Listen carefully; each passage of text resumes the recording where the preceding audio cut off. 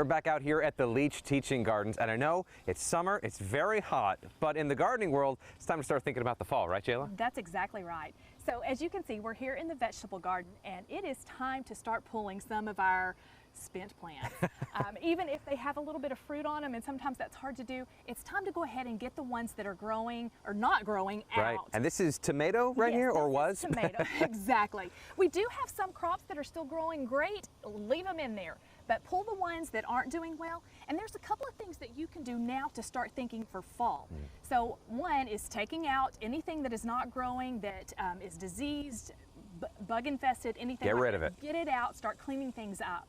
Then you have a couple of options what to do with the soil. You can leave it fallow, let it rest for a season. You can solarize it by covering it with a clear plastic for about 4 weeks, and that kind of kills off some of the pests and diseases and weeds and things like that. So that's not a bad option. Or you can go ahead and start incorporating some organic matter into your soil and let it rest for several days before you start planting your fall gardens.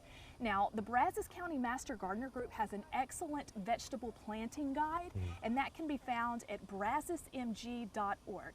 And so you can go to their website, pull up that vegetable planting guide, and you'll know exactly when you can start planting, because your fall garden actually is starting to be planted now. Yeah. So a few things that you can look forward to and get your fall gardens kicked off early. We're already looking forward to those fall temperatures. Yes, we now are. we can look forward to those fall gardens too. Thank you very much, Jayla. You're welcome.